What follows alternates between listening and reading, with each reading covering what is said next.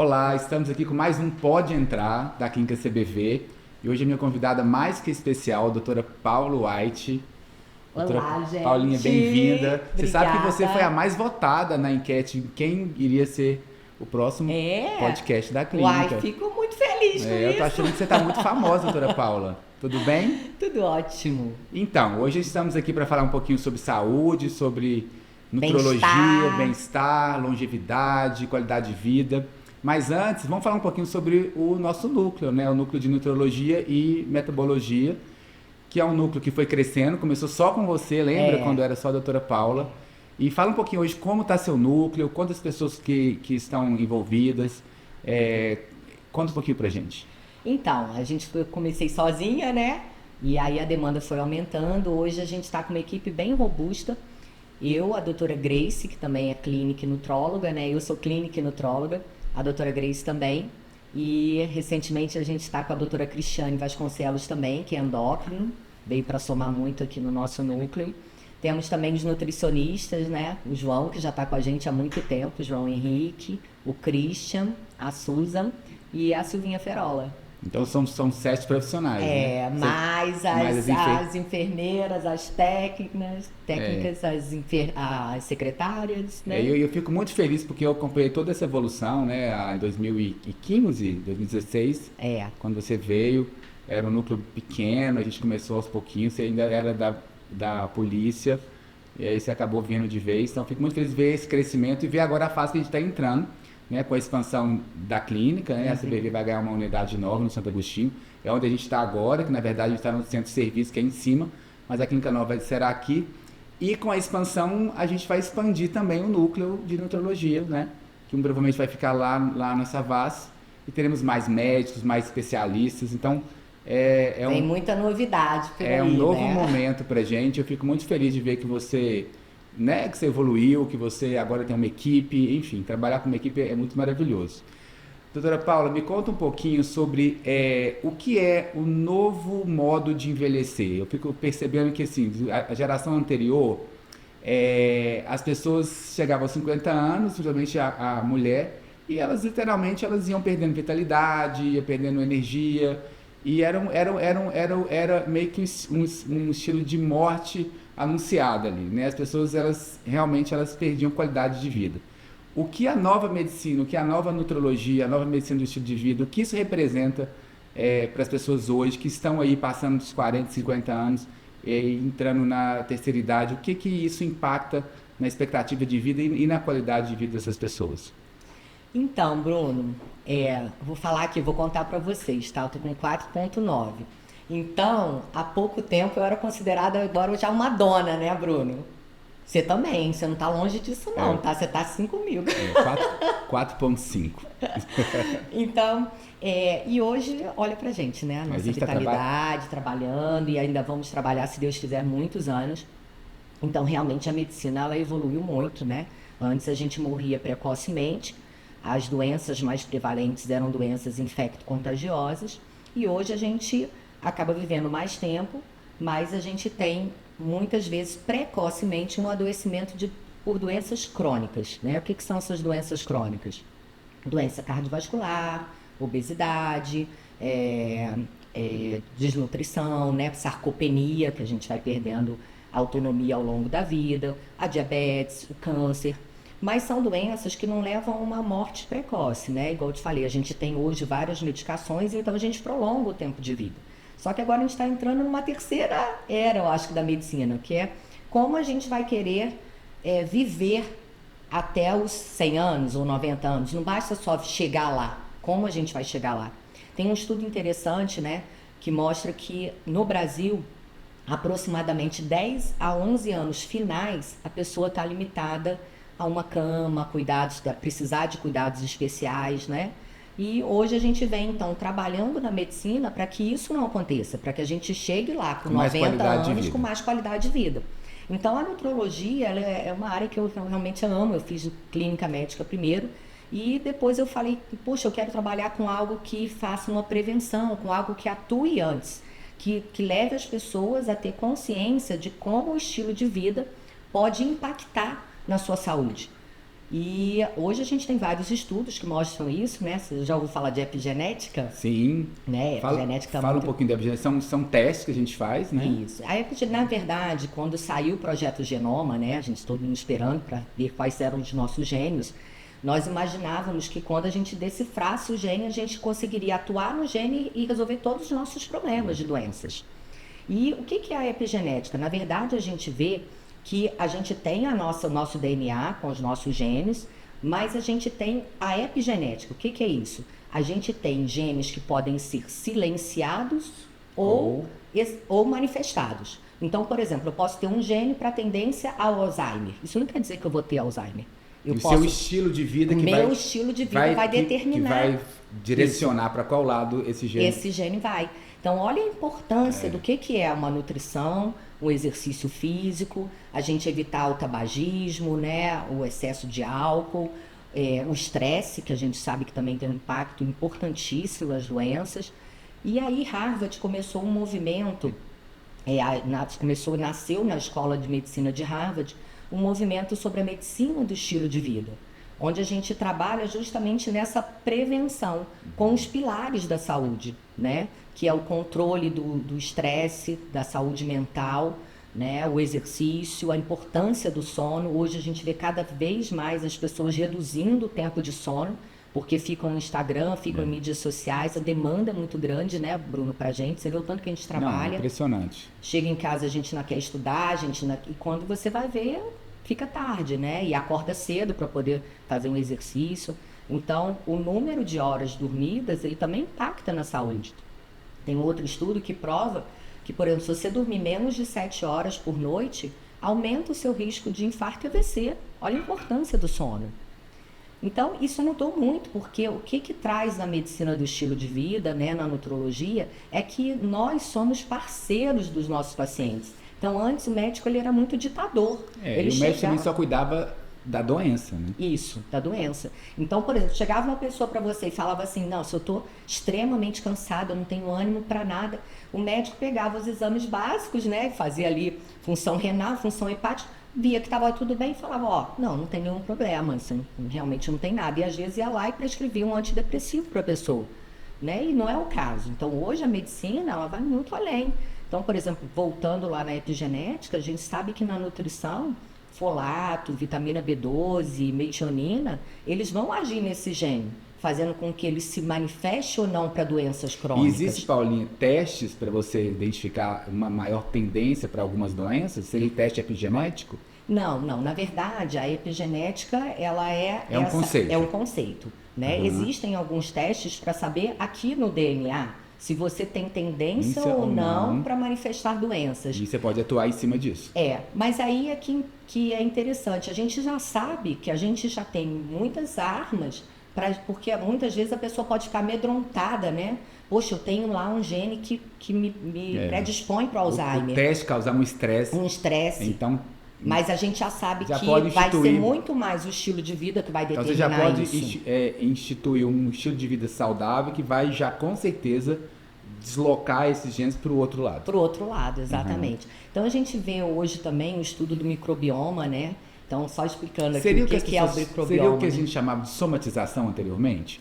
Porque na verdade... A somatização não é assim, o corpo adoecer, por a gente estar somatizando o estresse, por exemplo, e levando as doenças. Que a epigenética explica isso, né? Explica, porque na verdade o que acontece? Quando você tem um estresse, a sua saúde mental não tá bem, não está equilibrada, você vai fazer com que o seu eixo hipotálamo, hipófise e adrenal, ele não responda bem ao estresse, levando você a metilar o DNA, que são algumas formas de você fazer com que o gene se expresse ou não, aumentando o seu risco de doenças autoimunes, de inflamação, né, de certos tipos de câncer. Muito interessante porque o exercício físico, por exemplo, que a gente fala tanto para os pacientes, ele tem a capacidade, né, de fazer a metilação do DNA numa área de expressão dos genes que vai controlar a inflamação e o metabolismo da glicose. Então, quando você tem, por exemplo, um paciente numa pré-diabetes, se ele começar a fazer exercício físico, ele vai começar a metabolizar melhor a glicose e a glicemia dele vai melhorar. Né? Então, a pessoa também o microbioma, por exemplo. Ele também tem... O microbioma, na verdade, são todos os micro-organismos que habitam o nosso corpo. Aonde a gente tem mais, nós temos na pele, né? Você estuda isso, nós temos nas cavidades, mas onde a gente tem mais micro-organismos é no nosso intestino. Então, outra coisa que mudou muito é que quando a gente imaginou, então eu decifrei o meu gene, então aqui eu já sei tudo do ser humano. Não, você não sabe, porque nós temos mais genes no nosso intestino do que no nosso corpo. E esses genes do nosso intestino tá interferindo na nossa manifestação ou não de doenças. Olha só a importância disso. Eles chamam o intestino de segundo cérebro, né? Segundo cérebro, né? Então, vai interferir em doenças autoimunes, em inflamação. Então, a gente tem realmente hoje uma visão muito diferente da medicina. E isso vai interferir em como a gente vai aumentar a nossa longevidade, como que hoje a gente fala muito da importância da massa muscular, né? Inclusive, com uma redução de massa muscular, aumenta o risco de Alzheimer. Sabe um estudo falando sobre o diâmetro da panturrilha, né? E da coxa, isso, parece? Da panturrilha. Da panturrilha. Então, que é diretamente proporcional ao risco de ter Alzheimer. De ter Alzheimer. E não só isso, né? Uma coisa que eu trabalhava muito no hospital, nessa área da nutrologia, se pega um idoso, por exemplo, de 88 anos, que tem uma massa muscular reduzida, ele vai responder pior a um processo, a uma doença, ou a uma cirurgia que ele tenha que fazer, né? E até mesmo aquilo que a gente falou aqui, a autonomia, porque a gente quer estar com essa idade ainda podendo dirigir, fazer as coisas, né? Paulinho, fala um pouquinho sobre a questão de como que a nutrologia pode auxiliar os pacientes nos processos cirúrgicos, né? Porque é uma coisa muito legal que você me contou uma vez, né? Como é que você prepara o seu paciente, vai fazer, por exemplo, uma cirurgia plástica, né? Como ele pode chegar nessa cirurgia de uma forma melhor para ele ter uma recuperação melhor? Como é que funciona? Então, a gente fala muito uma coisa que existe na nutrologia, né? Que a gente fala que é a fome oculta. Então, às vezes, não é aquele paciente que aparentemente ele é desnutrido, mas é um paciente que tem uma má alimentação, que tem um estado inflamatório crônico no corpo e que isso vai fazer com que a resposta ao procedimento cirúrgico seja pior. A cicatrização é ruim, né? O resultado final, né? Também até da própria... É porque ele não tem os nutrientes necessários para formar o colágeno, para cicatrizar bem, ele tem mais risco de infecção, né? Então, a gente tem como pegar esse paciente, trabalhar primeiro esse estado de nutrição realmente a nível de micronutrientes, desinflamar o paciente para que ele tenha uma resposta adequada no pós-operatório, né? Lá na polícia até eles me chamavam muitas vezes, como que mudou, né? Antigamente você pegava uma pessoa, mesmo ela estando desnutrida, com uma massa muscular baixa, e já operava. Hoje em dia, você chama às vezes o nutrólogo, melhora primeiro esse paciente, dá uma condição mínima de, assim, pelo menos eu pedia um mês, 2 meses, se eu conseguia, né, se fosse possível, para que depois esse paciente fosse submetido à cirurgia. E a gente começou a ter resultados muito melhores lá no hospital. O risco, né? O risco pós-cirúrgico, né? O tempo de internação, o risco de infecções, né? Eu realmente, assim, eu fico impressionado como que a nutrologia, né? Ela impacta, né? Como que todo esse movimento que eu vejo acontecer nos últimos, vamos falar aí, nos últimos 10 anos, doutora Paula, aqui. Eu acho que ficou mais, né? Veio crescendo e eu acho que agora está muito... Tem uma palavra assim, que está né? muito na moda, assim, que tudo gira em torno da inflamação. Fala um pouquinho de inflamação e o que a inflamação impacta em tudo isso que você falou aqui para mim.